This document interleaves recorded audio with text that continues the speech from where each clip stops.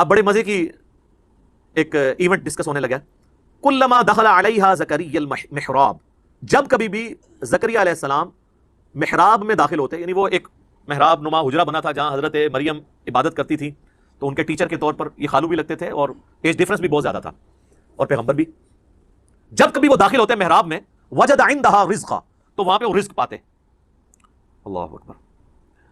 وہ رزق ایک غیر معمولی رزق، یہ نہیں کہ کوئی آ کے نذرانہ چڑھا کے چلا جاتا تھا، ورنہ تو زکریا کو پتا ہوتا کہ یار یہ تو فلاں دے گیا ہے. بے موسمی پھل بھی ہوتے، موسم والے بھی، بڑے زبردست قسم کا فروٹ جو لگتا نہیں تھا کہ وہ قریب سے آ سکتا ہے.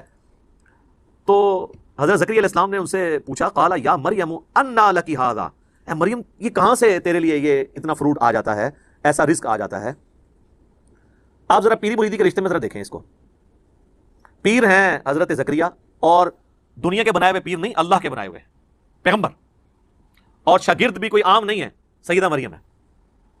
اور پیر اپنے مرید سے، مریدنی سے، یا اپنے اسٹوڈنٹ سے پوچھ رہا ہے کہ یہ تیرے اوپر جو اتنا فضل و کرم ہے، خاص بے موسمی پھل ہیں، یہ کہاں سے آ گئے؟ آپ کے پاکستان کے مرید ہوتے تو کہتے حضور تہاڈی نگاہ مرشد ہے. ہاں، کیونکہ یہ تصوف کی لائن میں اللہ کا نام یوز ہوتا ہے، باقی فنافی شیخ میں ہی ختم ہو جاتا ہے بندہ، فنافی اللہ تک نہیں پہنچتا. قرآن میں تو فنافی شیخ کا کوئی تعلق ہی نہیں قرآن کے ساتھ. قرآن میں رسول کی یا خلیفہ کی بیعت ہے، اور وہ بھی مشروط ہے اللہ کے ساتھ. رسول اللہ نے بھی بیعت لی نا حدیبیہ کے موقع پر، تو سورہ فتح میں آیا کہ نبی جو تم سے بیعت تم لے رہے ہو نا جن کی، یہ ان کے ہاتھوں پہ اللہ کا ہاتھ ہے. اور سورہ توبہ میں اللہ نے فرمایا کہ اللہ نے مومنین کی جانیں اور مال جنت کے بدلے میں خرید لی ہیں، ایسی بیعت پر خوشیاں مناؤ. بیعت کہتے ہیں بیچنے کو، بائع لفظ استعمال ہوتا ہے. انسان کسی انسان کے آگے اپنے آپ کو نہیں بیچ سکتا، صرف اللہ ہی ہے جس کے سامنے آپ بیچ سکتے ہیں. پیغمبر بھی آن دا بہاف آف گاڈ آپ سے بیعت لیتا ہے. یا تو کہتے ہیں نہیں پہلے فنافی شیخ ہوتا ہے، پھر فنافی رسول ہوتا ہے، پھر یہ ہوتا ہے، پھر یہ ہوتا ہے، کرتے کرتے کدھر تک لے جاتے ہیں. وہ فنافی شیخ میں ہی مر جاتے ہیں. تو یہاں پہ شیخ پوچھ رہا ہے تو وہ مرید یہ نہیں کر رہا کہ حضور نگاہ مرشد ہے، حضور آپ کی ساری برکتیں ہیں، آپ کی فیض ہے. نہیں، جواب جو ہے وہ بڑا عجیب ہے. ویسے قرآن و سنت کی جو ڈاکٹرین ہے اس میں بالکل یہی جواب دینا چاہیے، چاہے پیغمبر بھی سامنے موجود ہو نا تو یہی کہنا چاہیے کہ یہ اللہ کا فضل ہے. قالت هو من عند اللہ، وہ کہنے لگی اللہ کی طرف سے آتا ہے. اللہ اکبر. ان اللہ یرزق من یشاء بغیر حساب، بے شک اللہ جسے چاہتا ہے بغیر حساب و کتاب کے رزق عطا فرما دیتا ہے.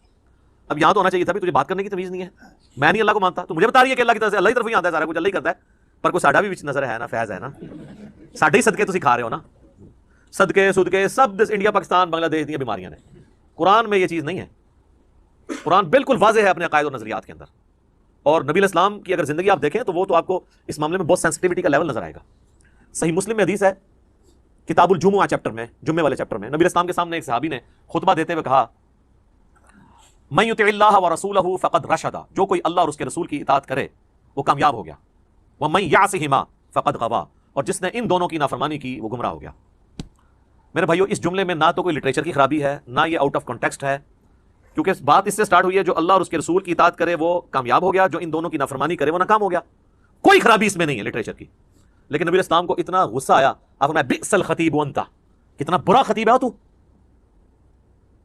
اور پھر آپ نے یعنی اس کو ایک تو غصہ نکالا، وَإِنَّكَ لَعَلَىٰ خُلُقٍ عَظِيمٍ، لیکن امام الموحدین بھی ہیں. یہ ڈانٹا ہے تو ڈانٹا ہے، اس کے باوجود اتنا لوگ جو ہے شرک کی طرف جا رہے ہیں. نہ ڈانٹا ہوتا تو کیا کر رہے ہوتے؟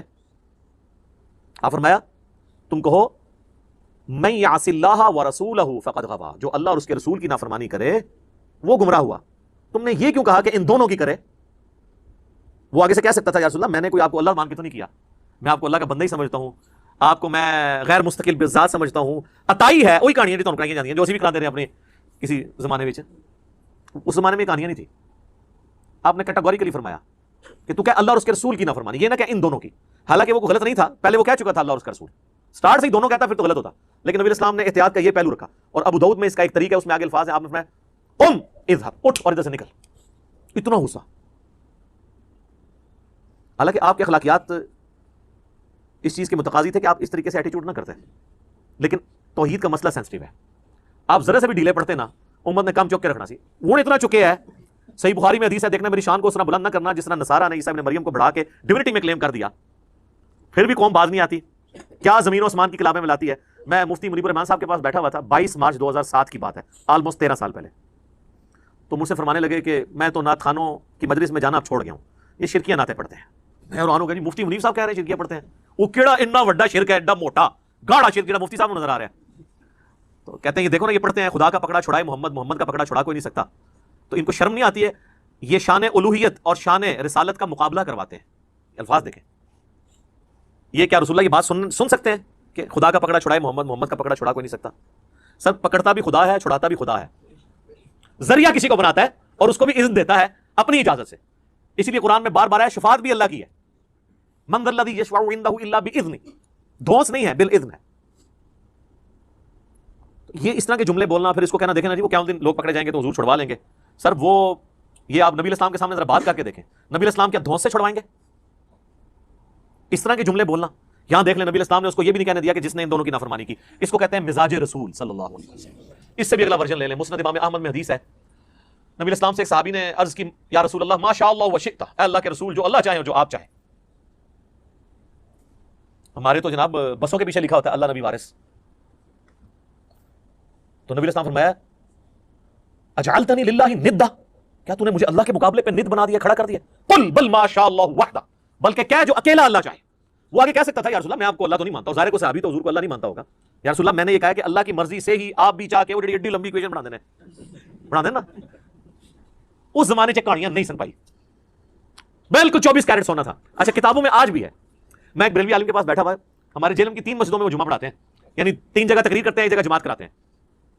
اتنا ان کو شوق ہے دین کی خدمت کرنے کا, لیکن تنخواہ بھی لیتے ہیں 3 جگہ سے. تو ان کے سامنے بیٹھا تو میں نے ان کو یہ حدیث بیان کرنی شروع کی نا, ابھی میں صرف ادھر پہنچا نا, اجعلتنی للہ ندا, کہتے ہیں جی مرزا صاحب آپ نے کیا سمجھا اس کو؟ میں نے کہا جی آپ سمجھائیں. وہ کہتے ہیں اصل میں حضور پوچھ رہے تھے دیکھو مجھے تم نے اللہ تو نہیں بنا لیا نا کہیں, یعنی اگر اللہ نہیں بنایا پھر یہ کہہ سکتے ہو ماشاء اللہ ہوا شئتا, جو اللہ چاہے جو اس کا رسول چاہے. میں کہ سر آگے سنتے لو, آگے الفاظ نے قل بل ماشاء اللہ وحدہ, بلکہ کیا اکیلا جو اللہ چاہے. تو حدیث نے اپنی حفاظت کر دی. حضور یہ نہیں پوچھ رہے تھے کہ بھائی اگر اللہ مان کے کہہ رہے ہو تو نہ کہا کرو, اگر مجھے مخلوق سمجھ کے کہہ رہے ہو تو پھر کہہ دیا کرو کہ جو اللہ کی مرضی اور جو اس کے رسول کی مرضی. لیکن ایک ایکسیپشن ہے یہاں پہ, جب دین کا مسئلہ کوئی آئے گا نا تو ہم یہی کہیں گے اللہ اور اس کا رسول بہتر جانتے ہیں, کیونکہ دین کون سکھاتا ہے؟ پیغمبر. لیکن جو تکوینی امور ہیں, جو تقدیر سے تعلق رکھتے ہیں, وہ اللہ کے ساتھ خاص ہے. صحابہ کرام جس معاملے میں دین کے کوئی بات نہیں سمجھ آتی تھی کہتے تھے اللہ اور اس کا رسول بہتر جانتے ہیں. واللہ ورسولہ اعلم, کیونکہ دین تو رسول اللہ نے سکھانا ہے نا. بخاری اور مسلم دونوں میں حدیث ہے, اللہ تعالیٰ جس کے ساتھ بھلائی کا ارادہ فرماتا ہے اسے دین کی فقہ عطا فرما دیتا ہے, سمجھ بوجھ, اور دیتا اللہ ہے, میں تو صرف تقسیم کرتا ہوں. نبی علیہ السلام نے کہا یہ جو دین بھی میں سکھا رہا ہوں نا, یہ میں اپنی کوئی بات نہیں سکھا رہا, اللہ مجھے دیتا ہے. وما ينطق عن الهوى ان هو الا وحی یوحى. اسی کو پکڑ کے پھر والا حضرت نے شعر کہہ دیا نا, رب ہے معطی یہ ہے قاسم, رزق اس کا ہے کھلاتے یہ ہیں. وہ کہتے ہیں رزق بھی رسول اللہ تقسیم کر رہے ہیں, حالانکہ اس میں علم دین کی بات ہوئی تھی.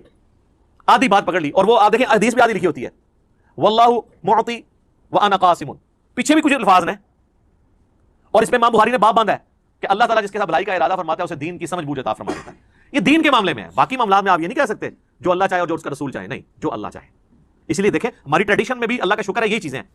ہم کسی چیز کو بھی نظر سے بچانے کے لیے کیا کہتے ہیں؟ ماشاء اللہ. کسی نے آج تک کہا ماشاء اللہ و رسول؟ مستقبل کے لیے ارادہ کرتے تو ہم کیا کہتے ہیں؟ انشاءاللہ. کسی نے کہا کبھی انشاءاللہ و رسول؟ ٹریڈیشن میں, کتابوں میں ہر چیز اپنی جگہ صحیح فٹ ہوئی بھی ہے.